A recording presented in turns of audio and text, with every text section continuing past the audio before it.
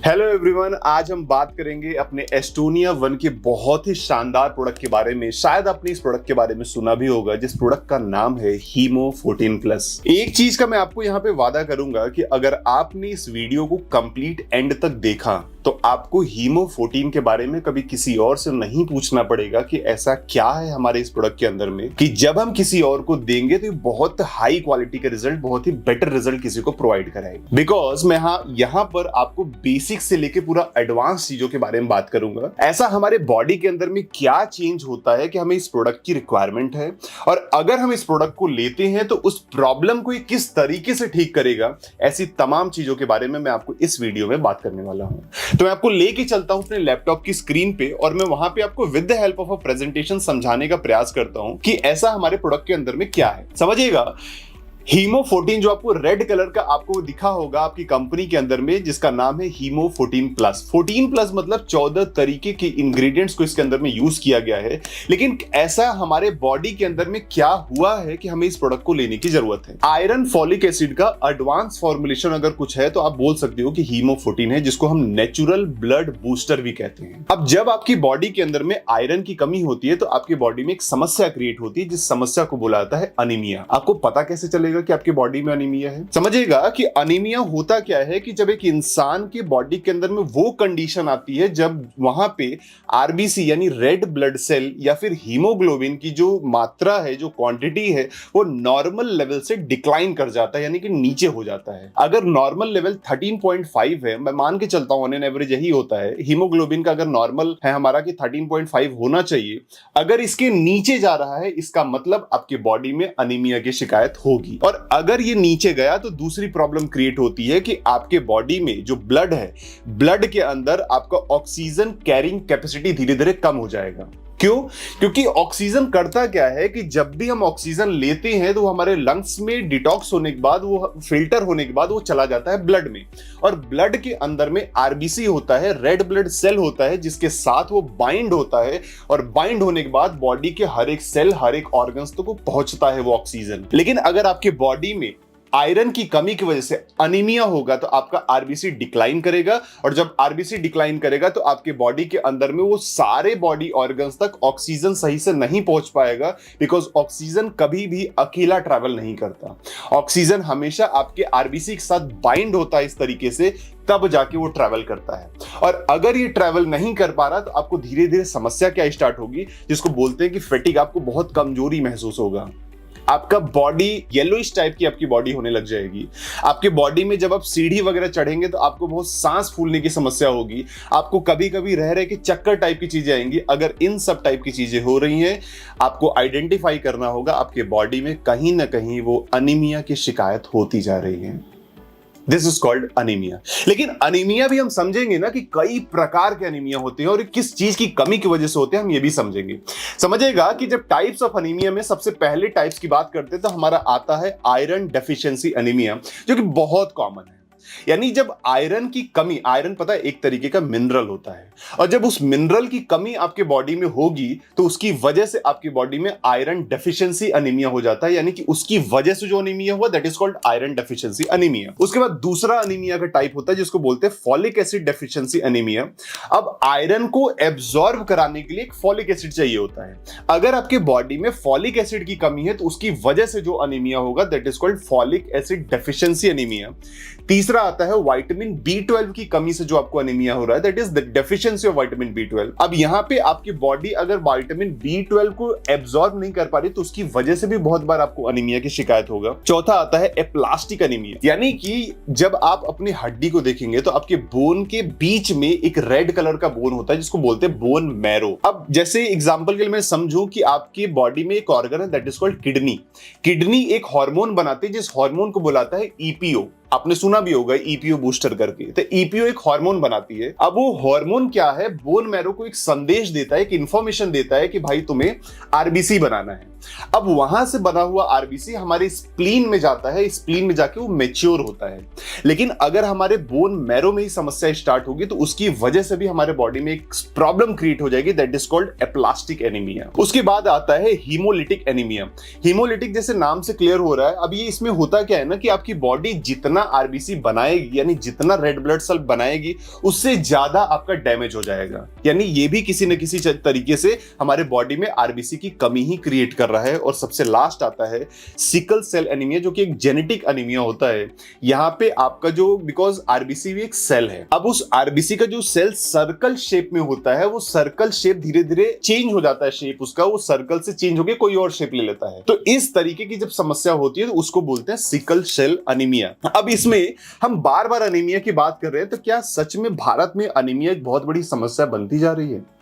आइए समझते हैं कि एनीमिया भारत की एक बहुत बड़ी समस्या है, जिसमें लिखा गया है कि iron deficiency is one of the most common nutritional deficiency globally.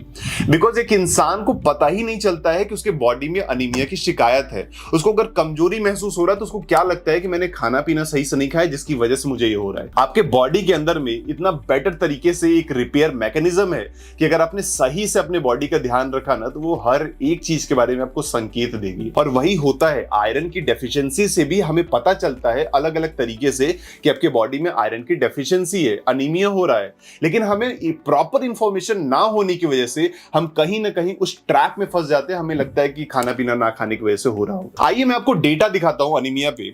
समझिएगा कि जब हम 15 से 19 साल एडल्ट की बात करते हैं तो उसमें सबसे ज्यादा गर्ल्स को एनीमिया की शिकायत है, जिसमें 59.1% गर्ल्स जो है वो एनीमिया की शिकार हो चुकी हैं। ऐसा क्यों? ड्यू टू पीरियड साइकिल, उनका ब्लीडिंग वगैरह बहुत ज्यादा होता है, जिसकी वजह से उनके अंदर ये प्रॉब्लम क्रिएट होती है। सेकंड, जब हम 15 से 19 में बॉयज की बात करेंगे तो लगभग 31% बॉयज ऐसे हैं जिनको एनीमिया की शिकायत है। और उसके बाद 15 से 49 ईयर, 15 टू 49 ईयर्स में जब आप चले जाएंगे तो उसमें विमेंस में लगभग 57% विमेंस जो है इस प्रॉब्लम को फेस कर रही है, एनीमिया की प्रॉब्लम को फेस कर रही हैं।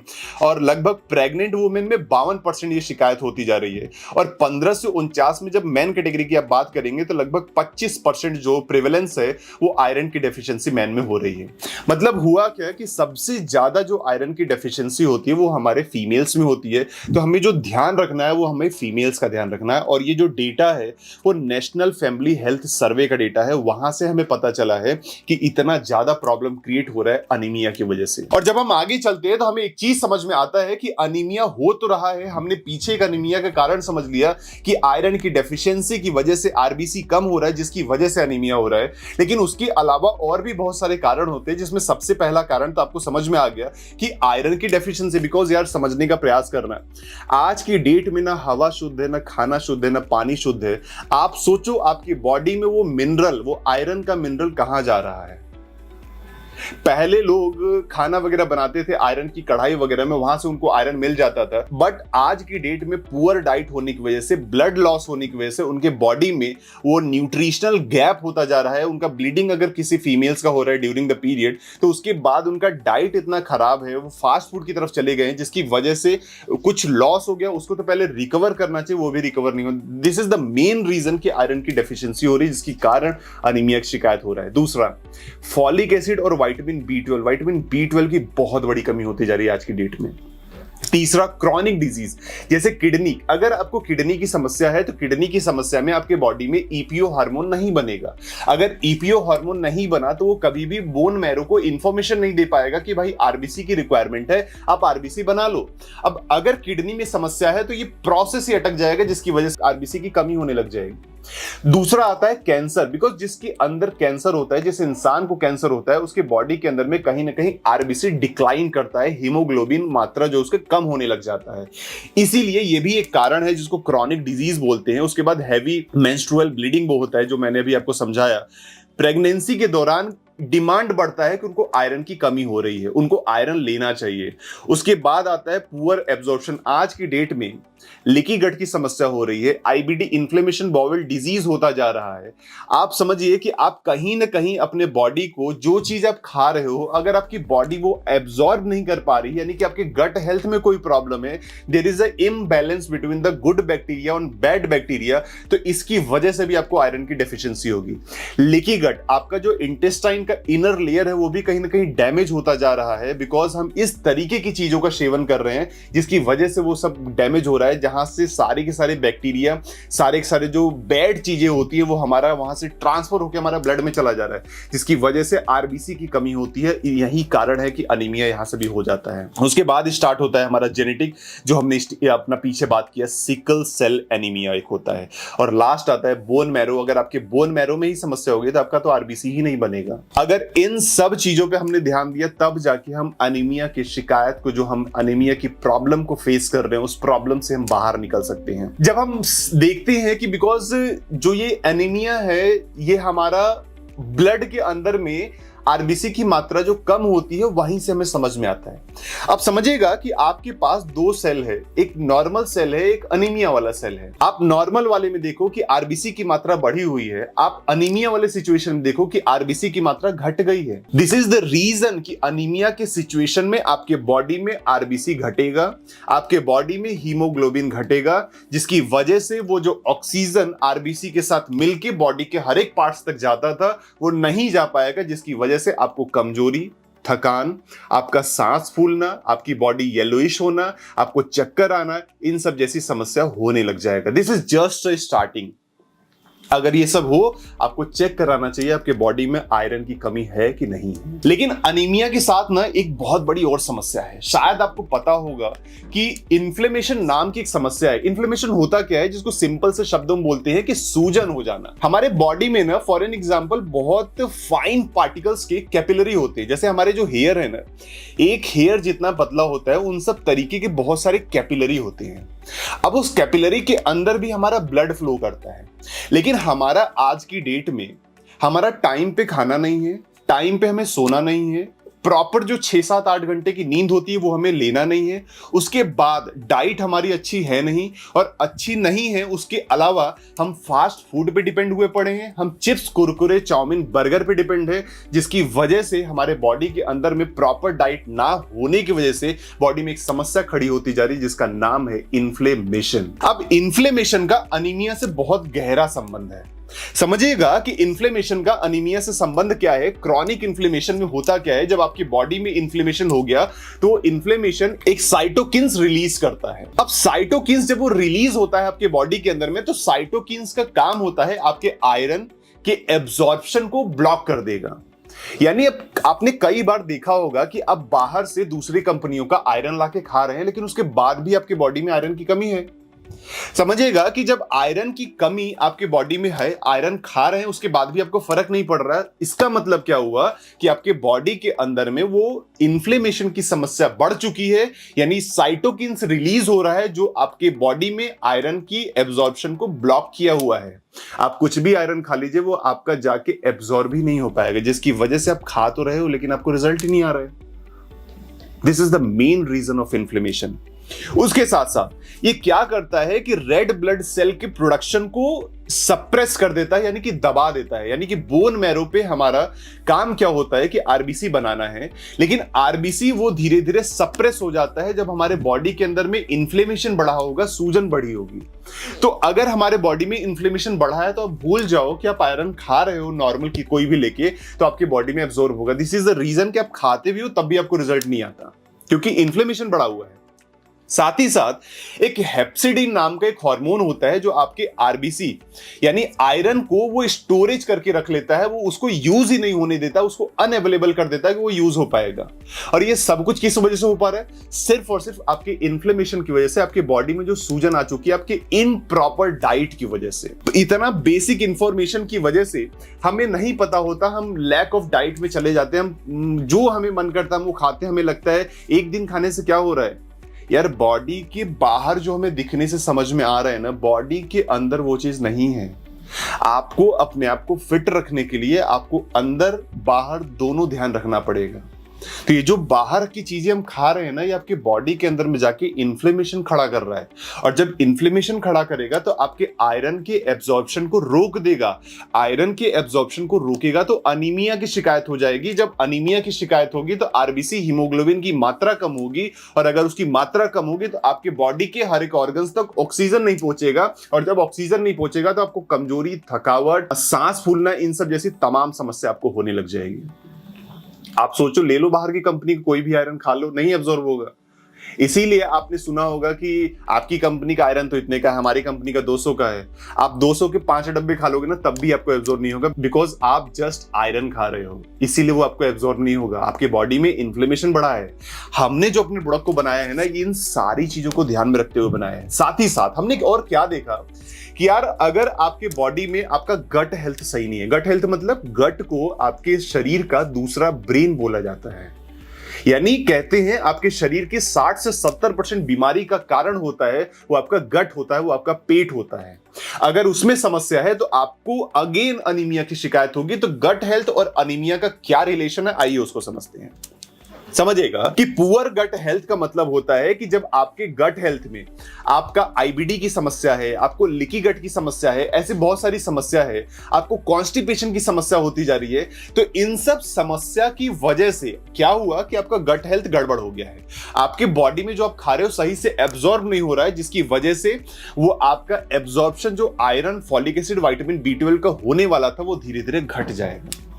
कि कैसे हुआ, आपके जस्ट और जस्ट गट हेल्थ की कमी की वजह से हुआ। दूसरा समस्या मैंने आपको बताया जो आईबीडी वाली, अगर ये समस्या हो रही है तो आपका आयरन, फॉलिक एसिड एब्जॉर्ब भी नहीं होगा, वो एब्जॉर्ब नहीं होगा तो अगेन आपको एनीमिया की शिकायत होगी। उसके अलावा एक डिसबायोसिस नाम का एक चीज होता है जिसको हम बोलते हैं कि अगर आपका गट हेल्थ सही नहीं है तो there is a imbalance between the good bacteria जो हमारा प्रोबायोटिक्स होता है और आपके बैड बैक्टीरिया में इम्बैलेंस हो जाएगा, और इसकी वजह से आपको कहीं ना कहीं वही समस्या झेलनी पड़ जाएगी जो अनीमिया की समस्या हम पीछे झेलते हुए आ रहे हैं।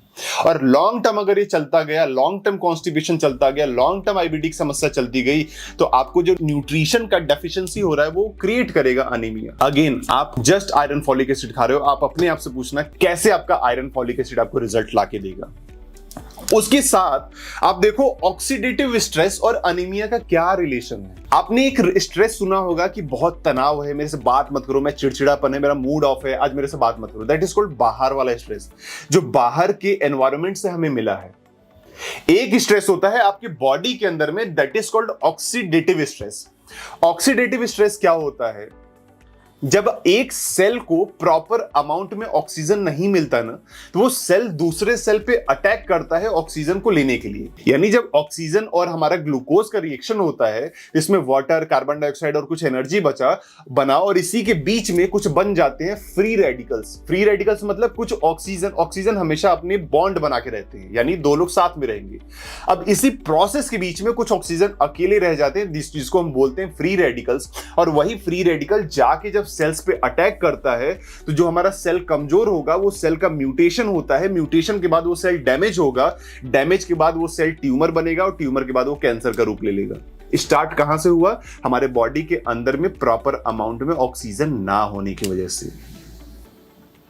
तो ऑक्सीडेटिव स्ट्रेस यही होता है कि जब आपके बॉडी के अंदर में ऑक्सीजन प्रॉपर अमाउंट में नहीं होगा, तो वो स्ट्रेस में जाएगा, तो अटैक करेगा एक दूसरे सेल पे, और वहीं से आपका सेल डैमेज हो जाएगा। तो ऑक्सीडेटिव स्ट्रेस और अनीमिया के जब संबंध हम समझने का प्रयास करते हैं, तो जो मैंने फ्री रेडिकल्स का बात किया था, अगर आप अपने बॉडी में प्रॉपर अमाउंट में एंटीऑक्सीडेंट दोगे तो आपका फ्री रेडिकल अटैक नहीं करेगा। आपका आरबीसी भी तो एक सेल ही है ना, रेड ब्लड सेल, उस पर भी अटैक हो रहा है। तो जब रेड ब्लड सेल ही हमारा डैमेज होगा तो आपको अगेन अनीमिया की शिकायत होगी। इसी वजह से आपको अपने बॉडी को एंटीऑक्सीडेंट भी देना पड़ेगा। उसके बाद क्या आता है, आपका जो डैमेज आरबीसी है लीडिंग टू हीमोलिसिस, यानी आरबीसी टूटेगा अलग अलग। साथ ही साथ हमारा आरबीसी का जो लाइफ स्पेन 120 दिन का था, वो डैमेज होकर खत्म हो जाएगा। हो सकता है 90 दिन में खत्म हो जाए, हो सकता है 60 दिन में खत्म हो जाए। उसके बाद आप देखिए लिखा हुआ है रिड्यूसेस बोन मैरो एफिशिएंसी, यानी जो बोन मैरो की एफिशिएंसी भी कम होगी ड्यू टू ऑक्सीडेटिव स्ट्रेस, कि हमारे बोन मैरो पे जो आरबीसी बनाने का काम था वो धीरे धीरे वो भी कम होने लग जाएगा। साथ ही साथ क्रॉनिक डिजीज, माल न्यूट्रिशन, इन्फेक्शन, ऐसे बहुत सारी समस्या आपको क्रिएट होने लग जाएगी। लेकिन आपने समझा कि ये स्टार्ट कहां से हुआ, जस्ट उस एक ऑक्सीजन की कमी की वजह से। और आज के डेट में हम प्रॉपर अमाउंट में एंटीऑक्सीडेंट नहीं ले रहे, जिसकी वजह से ये प्रोसेस होगा और आपकी बॉडी में ऑक्सीडेटिव स्ट्रेस बढ़ता जा रहा है। यानी अब इस तीन चीज को समझ के आपको एक कॉन्सेप्ट क्लियर हो गया होगा कि अगर आप जस्ट आयरन फॉलिक एसिड खाएंगे तो आपको आयरन फॉलिक एसिड रिजल्ट लाके नहीं देगा।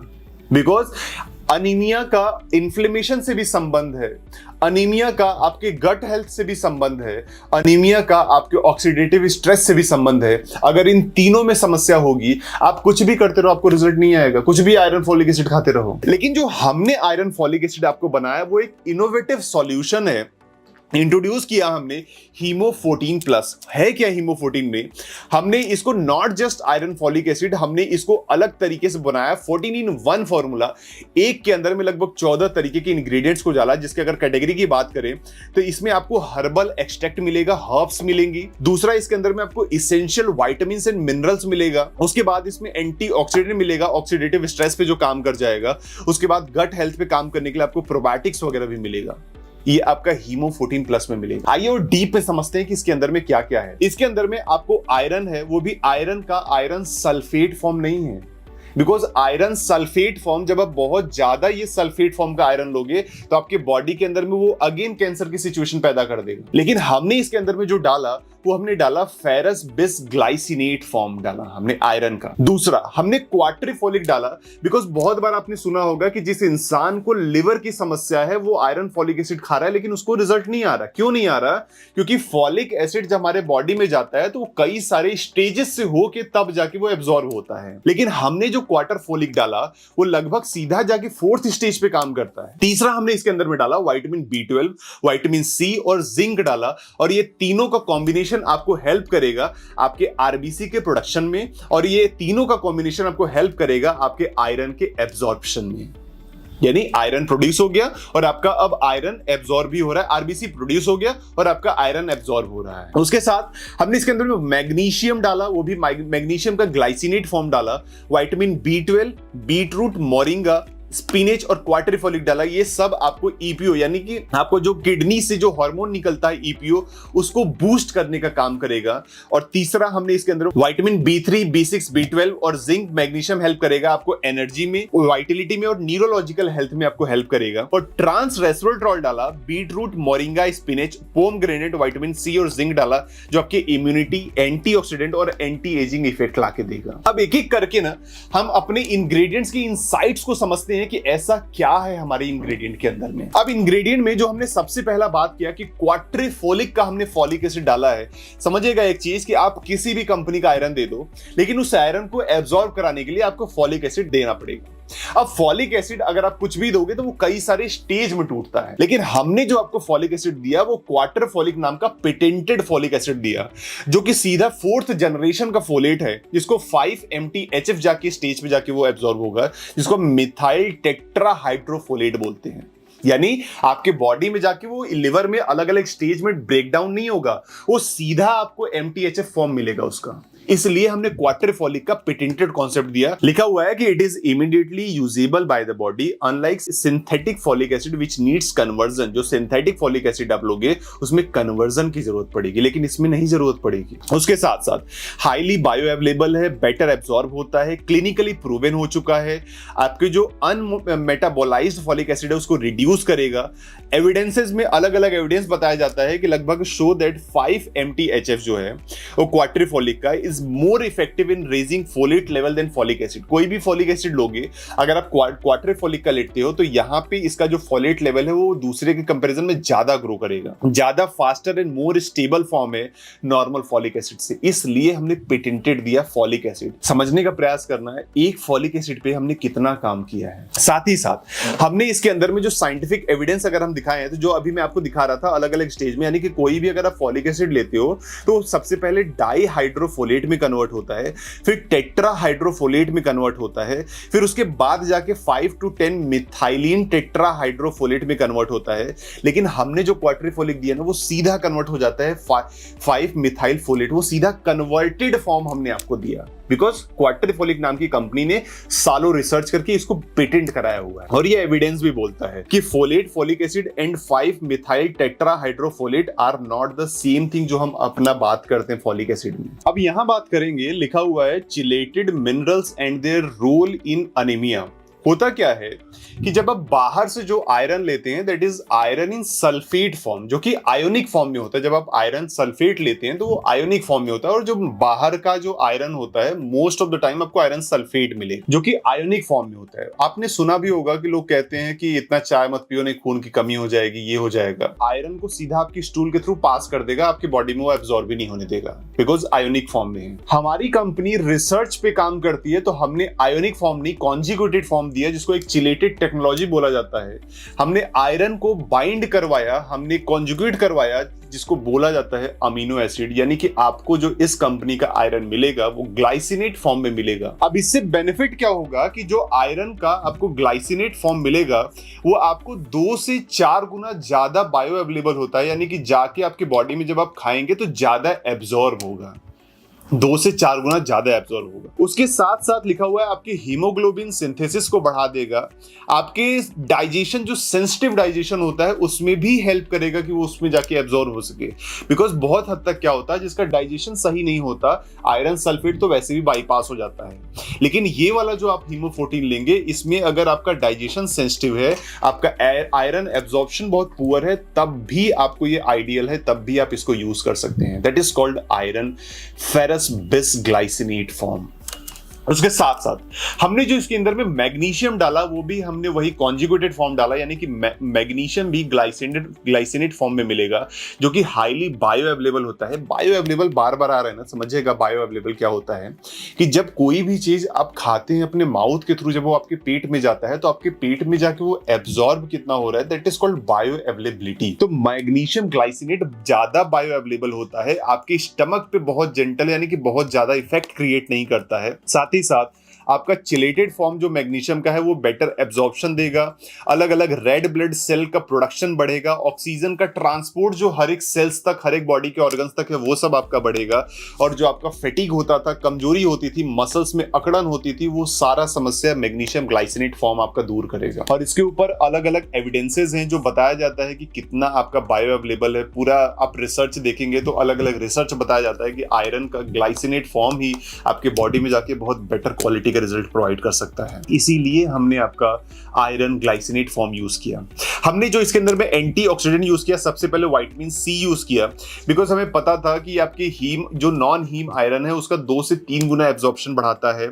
ट्रांस रेस्वेराट्रॉल यूज किया बिकॉज हमें पता था बहुत बेटर क्वालिटी का एंटीऑक्सीडेंट होता है। हमने ये सब यूज किया ये करने के लिए बिकॉज हमें पता है विटामिन सी और ट्रांस रेस्वेराट्रॉल एक तरीके का एंटीऑक्सीडेंट है जो क्या करेगा आपके बॉडी के अंदर में जाके, जो आपको याद होगा हमने पीछे जो डिस्कस किया ऑक्सीडेटिव स्ट्रेस के बारे में, वो यही खत्म करेगा। ये आपके आरबीसी को प्रोटेक्ट करके रखेगा, आपके आयरन के एब्जॉर्प्शन को बढ़ाएगा, इन्फ्लेमेशन रिलेटेड जो अनीमिया है उसको भी खत्म करेगा, और आपकी बोन मैरो और आरबीसी के प्रोडक्शन को बढ़ा देगा एंटीऑक्सीडेंट की वजह से। हमने जो इसके अंदर में प्रोबायोटिक्स डाला, आप सोचिए कि आपकी बॉडी में अगर गट हेल्थ में प्रोबायोटिक्स नहीं है तो आपको अलग अलग प्रॉब्लम होगी, तो उसको भी ठीक रखने के लिए आपका गट हेल्थ सही रहे, इंटेस्टाइन का इनर लाइनिंग ठीक रहे, वो सारी चीजें ठीक रहेंगे। अगर डैमेज भी हुआ है तो हमने प्रोबायोटिक्स दिया कि वो रिपेयर हो सके, बिकॉज इंटेस्टाइन का इनर लाइनिंग भी अगर गड़बड़ है ना तब भी आपका आयरन सही एब्जॉर्ब नहीं होगा। हमने इसीलिए इतना फाइन चीजों पे काम किया है। हमने प्रोबायोटिक्स दिया बिकॉज हमें पता था कि ये आपके बॉडी के अंदर में फेरेटिन को इंक्रीज कर देगा, आपका हीमोग्लोबिन लेवल बढ़ा देगा। अलग अलग स्टडी बताती है कि गट हेल्थ आयरन एब्जॉर्प्शन को सही करेगा, आपके इन्फ्लेमेशन को रिड्यूस करेगा, गट लाइनिंग जो भी मैंने आपको बताया उसको रिस्टोर करेगा, ठीक करेगा, मतलब आपका जो गुड बैक्टीरिया और बैड बैक्टीरिया है उसका बैलेंस बना के रखेगा। अलग अलग लेवल पे ये आपका काम करता है। साथ ही साथ इसके अंदर हमने जो हर्ब्स डाली है वो आपके नेचर का एक जो सॉल्यूशन है जो नेचर हमें देता है। हमने इसके अंदर में जो आपका मोरिंगा हमने डाला, क्योंकि प्लांट बेस आयरन होता है, विटामिन सी है, एंटीऑक्सीडेंट है। बिकॉज बहुत बार क्या होता है हर्ब्स है ना, हर्ब्स के अंदर ही वो सारी चीज पाई जाती है, इसलिए हमने इसके अंदर में हर्ब्स भी ऐड किया हुआ है। पहला हो गया आपका मोरिंगा हो गया, जो कि रिसर्च भी बताता है कि ये आपका अनीमिया का केस रिड्यूस करता है। इसके अंदर में स्पिनिच डाला जो कि आप पालक वगैरह बोलते हैं, वो भी इसके अंदर में डाला गया है, जो आपका आयरन आयरन को इंक्रीज करता है, फॉलेट को इंक्रीज करेगा, क्लोरोफिल आपको बढ़ाएगा। साथ ही साथ पोमेग्रेनेट डाला गया है जो कि आयरन, पॉलीफिनॉल और विटामिन सी का रिच सोर्स है जो कि हीमोग्लोबिन लेवल को बढ़ा देगा। साथ ही साथ जो बीट रूट जो कि चुकंदर बोलते हैं उसको हमने डाला बिकॉज नाइट्रेट्स का रिच सोर्स है, ब्लड फ्लो को इंप्रूव करता है। काली मिर्च के अंदर में जो पाया जाता है बायोप्रीन, हमने वो इसके अंदर में डाला बिकॉज हमें पता है proven to enhance nutrition absorption by up to 30%, आपका न्यूट्रिशन के एब्जॉर्प्शन को बढ़ा देगा।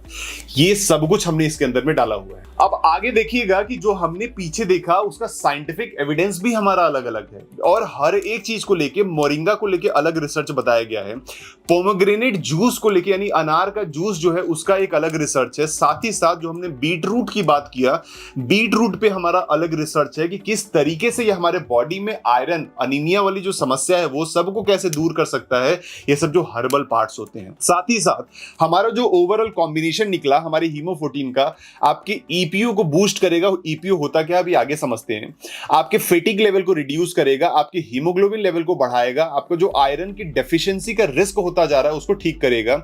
साथ ही साथ इम्यून सिस्टम का रिस्पॉन्स सही कर देगा, आपके मसल्स को स्ट्रांग बिल्ड करेगा, आपके कॉग्निटिव फंक्शन को सही करेगा। कॉग्निटिव यानी जो न्यूरोलॉजिकल जो फंक्शन होता है वो भी हमारा ये ठीक करेगा। ईपीओ अभी हमने पीछे स्टार्टिंग में बात किया था कि किडनी के अंदर एक हार्मोन रिलीज होता है that is called EPO. Full form आप कह सकते हैं कि रिथ्रोपोइटीन करके इसका नाम होता है, ईपीओ फुल फॉर्म होता है इसका। ईपीओ हमारा एक तरीके से किडनी के द्वारा बनाया गया एक हार्मोन होता है जो कि हमारे बोन मैरो को संदेश देता है कि भाई आरबीसी बनाओ, आरबीसी की जरूरत है बॉडी को, वो आरबीसी बनाता है। फंक्शन क्या है इसका, आरबीसी प्रोडक्शन करता है, ऑक्सीजन की डिलीवरी करता है जो अलग अलग टिश्यू पे जाते हैं, हमारा अनीमिया ब्लड लॉस की जो समस्या हो रही है उसको ठीक रखता है, हमारा ऑक्सीजन कैरिंग कैपेसिटी जो ब्लड की घट गई है उसको बढ़ाने में काम करता है, ये जो ईपीओ होता है। इसीलिए बहुत सारे स्पोर्ट्समैन के बारे में आपने सुना होगा, वो स्पोर्ट्समैन से आप जस्ट जाके बोलिए कि भाई मेरा ये जो प्रोडक्ट है ईपीओ बूस्टर का काम करेगा, वो आपका प्रोडक्ट ले लेंगे बिकॉज वो लोग ईपीओ बूस्टर के लिए अलग अलग प्रोडक्ट लेते हैं। ईपीओ बूस्टर मतलब क्या, आपका आरबीसी का प्रोडक्शन बढ़ाएगा, आरबीसी का प्रोडक्शन बढ़ेगा तो ये जो थकावट है, ये जो सांस फूलने वाली समस्या है, थोड़ा सा दूर आप चढ़ रहे हैं सांस फूलने लग रही है,